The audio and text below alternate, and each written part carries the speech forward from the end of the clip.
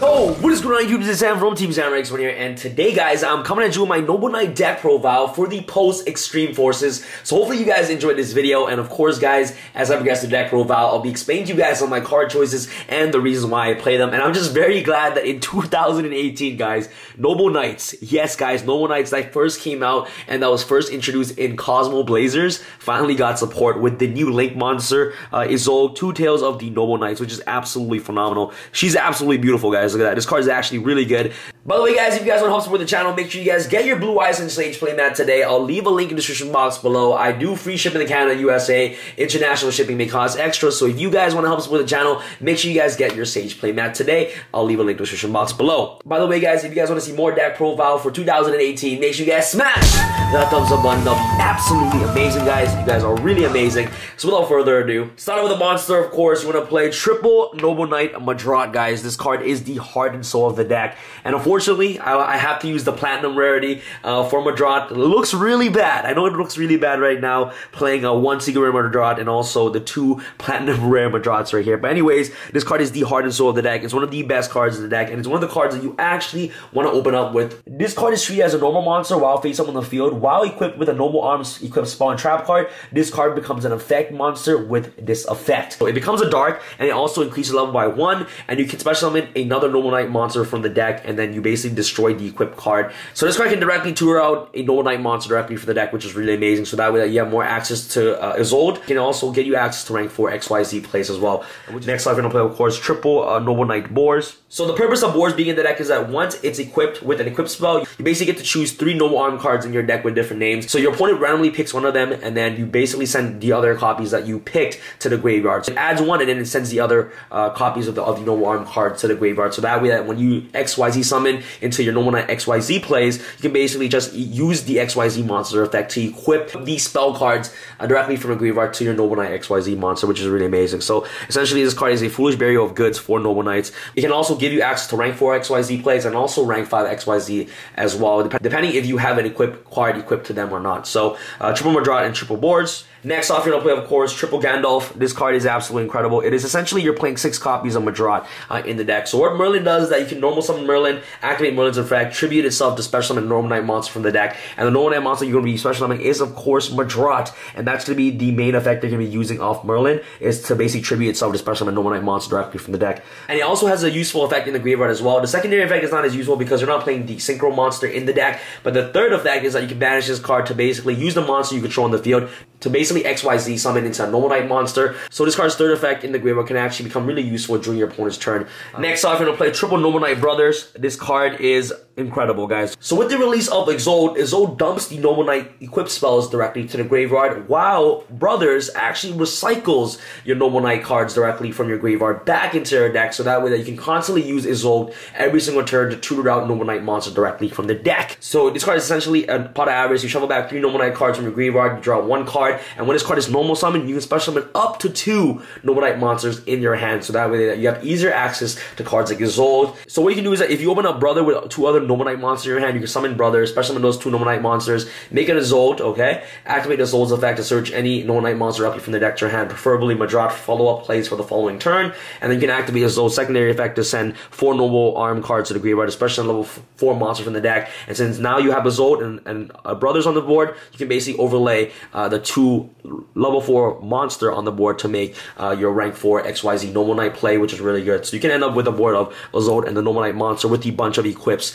equipped to that Noble Knight XYZ, which is really awesome. So Noble Knight Brothers literally speeds up the deck and also helps you recycle your resources back into your deck, which is really powerful. So triple Brothers. And last off, for the Noble Knight monster you're playing in the deck is, of course, double Gawain. Gawain basically says that if you control a light normal monster, you basically get a special summon this card from your hand, and you, of course, Boards and also Madrat become normal monsters once they don't have any equipped spell equipped to it. Last but not least, 1 Noble Knight Dristan. While you control another Noble Knight monster, your opponent cannot target your monsters with less than 1800 attack, except for this card for attacks or with card effects. If a Noble Arms equipped spell card is equipped to this card, target 1 face-up card on the field and destroy that target. Dristan can actually help you get rid of that problem instantly. So the 1 Dristan, and the last but not least, the 1 Queen of the Noble Arms. This card is essentially an equipped spell. You can equip this card from your hand or graveyard to a Noble Knight monster. Use this card to equip to a light monster. If the equipped monster would be destroyed by a card effect, you can basically destroy this card instead. And if it's a dark, is that if the equipped monster battles an opponent monsters at the start of the damage set, you can destroy that monster, then destroy this card, which is really good. So of course, the one Queen of Noble Arms to round off your Noble Knight lineup. And off to the supporting engine, guys. What I liked about this deck is that you're able to actually make boards of Isolde and then the rank 4 XYZ monster, and then have a bunch of equips to it, and then you basically just want to have as much hand traps in your hand as possible to actually protect your XYZ monsters, because the equipped spells actually take up a lot of space in your spell and trap card zone, so you can't really make a lot of hate with traps or spells in the deck. So you're going to be making a lot of hand traps in this deck to actually help you combat against the meta. So Maxi, Ash, Triple Ash, of course, and of course Triple Ghost Ogre and Snow Rabbit. These hand traps are a must-off in today's metagame at the moment. Ghost Ogre is really powerful to actually help you get rid of any problematic card on the board, such as Spiral Resort, Spiral Double Helix, cards like Electromite. Ghost Ogre literally kills Electromite, which is really powerful. You basically can't meet a lot of hate that has to do with your spell and trap cards, because your equipped spell is going to be basically occupying your back row most of the time. So it makes sense to main a lot of hand traps in the deck, because you can't basically set most of your spells, because you're gonna have equipped spells equipped to monsters in your spell and trap card zone. For the spells you're gonna play, of course, Glory of the Noble Knights. You know, and each time I say Glory, for some reason it reminds me of Reinhardt from Overwatch, because Reinhardt always says there's glory to be won. But anyways, so this card is essentially any other Noble Arms card. You can activate this card, equip a Noble Arms spell card to a Noble Knight monster on the board directly from the deck, which is really good. So next off, you want to play, of course, double Noble Arms Excalibur. That the equipped monsters cannot be targeted by your opponent's card effect, and if this card is in your graveyard, except the turn it was sent there, you can basically banish this card to target an XYZ Noble Knight monster you control, and basically special summon another Noble Knight XYZ with a different name from your extra deck, which is really awesome. It basically turns your Artorigus into your Sacred Noble Knight of King Artorigus instead. So it turns the rank 4 XYZ into the rank 5, which is really, really amazing. So Noble Arms Excalibur is definitely a must-off to play at 2. And next, you also want to play cards like double Noble Arms of Destiny. The equipped monster cannot be destroyed by battle by a card effect once per turn, which is really good. And if this card is on the field and destroyed is sent to the graveyard, you basically get to target a Noble Knight monster and equip this card to that Noble Knight monster instead. And last but not least, of course, the one Noble Arms. I'm not even going to pronounce this card anyways. This card literally destroys a spawn trap card, which is really amazing. This card basically helps you gain 500 life points. And last but not least, we're going to play, of course, the Noble Arms Galadin. I'm going to play the one last chapter of the Noble Knight. If your opponent controls a monster, you control no monster, you can target one Noble Arms equipped spell card and one appropriate Noble Knight monster in your graveyard, and special on that monster, and equip that equipped card to that monster. And you can only activate one last chapter of the Noble Knights once per turn. So for the stage rules, you want to play cards like, of course, Reinforced with the Army, Soul Charge, very standard. Card is really amazing, guys. Help you recycle back all your warriors and bring them on the field to help you make cards like Isolde, which is really good.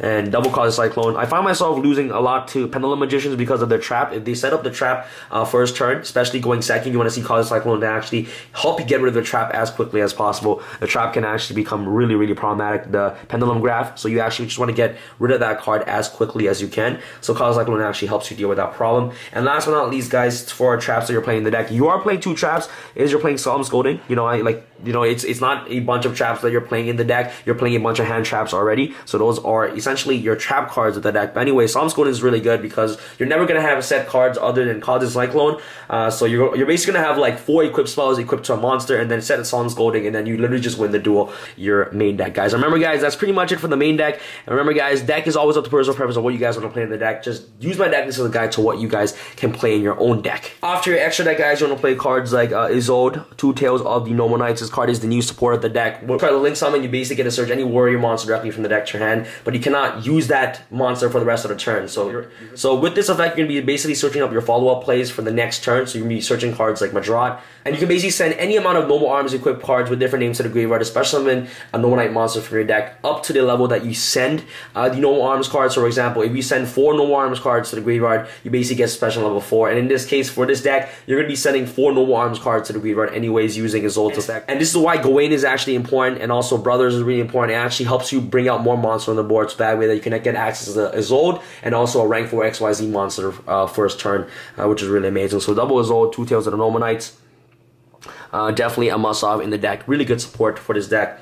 triple Artorias, guys. This card you're going to be making the most. Essentially a heavy storm of the deck. And next we're going to play, of course, double Sacred Noble Knights of King Artorias. When this card is summoned, you basically get to target up to 3 Noble Arms cards and equip it to it. And then you can attach an XYZ material to target 1 card on the field and destroy it, which is really good. So Sacred Noble Knights, King of Artorias is just really powerful for that. And you can actually bring out this card using Artorias by using the Noble Arms Excalibur in the graveyard, which is really cool. So Sacred Knights of the King Artorias, definitely a must-have in the deck. Very standard. Next off for your generic rank 4 XYZs, Baguska, Castel, Tornado Dragon, you know, Utopia, Utopia Prime, Utopia, and of course, Diamond Dire Wolf. And last but not least, the last link monster I'm playing in the deck is the Borlo Dragon, because you can actually easily make this card off cards Soul Charge. And if you have multiple monsters on the field, you can easily make Borlo Dragon while having Isolde on the field, which is really awesome. So that's pretty much it for the deck, guys. Hopefully you guys enjoyed this video. If you guys enjoyed this video, make sure you guys smash that thumbs up button. That'll be absolutely amazing, guys. The deck is actually a very fun deck to play. I'm just really glad that old school decks finally get support for 2018.